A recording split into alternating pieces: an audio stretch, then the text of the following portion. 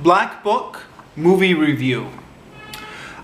So this is not an American film. This is actually a Dutch film. I had to watch it with the subtitles on.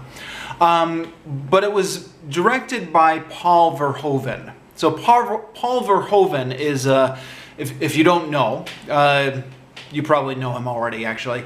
He was a Dutch filmmaker, is a Dutch filmmaker, still alive, who's done a number of films with the American film industry, such as Basic Instinct, Total Recall, RoboCop, Starship Troopers.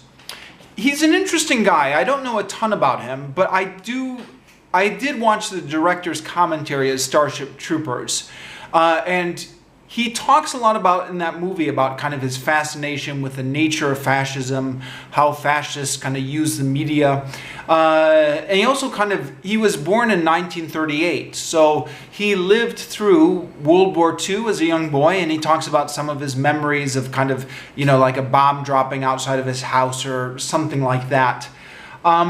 So somebody who kind of has an interest in the nature of fascism and of, I guess, resistance to it. So Black Book is a story of the Dutch resistance.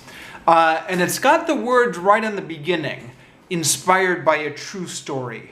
So I guess it's kind of true, although actually, yeah, I've got to believe it was loosely inspired by a true story. It just seemed a little bit some of the plot twists I found a little bit unbelievable. But yeah, I don't know. It's an interesting movie, and I guess the point that they're trying to make in this movie is that war is not a story of good versus evil. And that's how we are taught to view World War II, right? As the kind of pure good versus pure evil.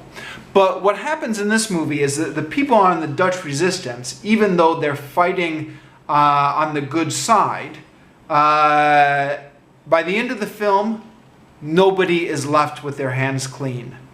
To make it even more complicated, in the film there are some members of the Dutch resistance who are bad, and we also get to meet some Nazis who are not bad.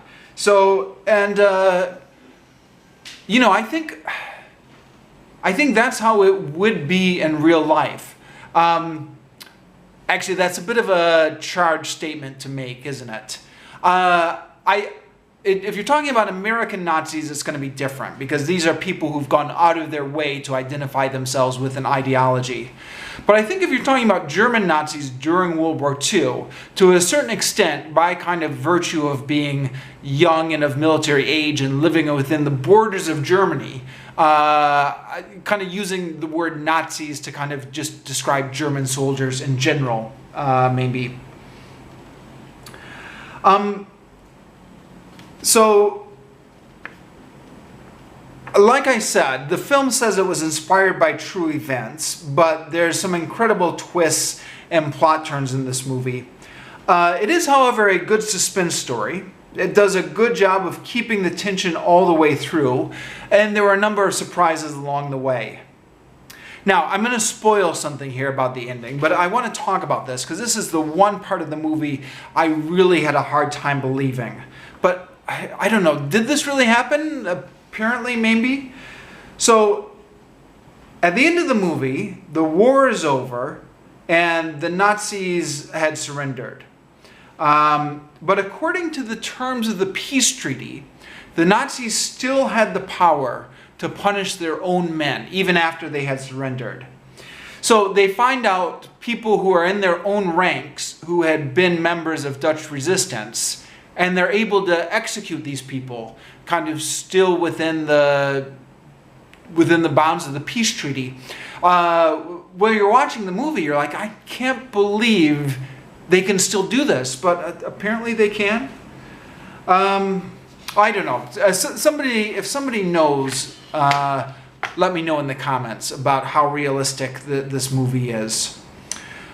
But at any rate, it's a very interesting movie about what was going on in the Netherlands with the Dutch resistance and the war and the Nazis.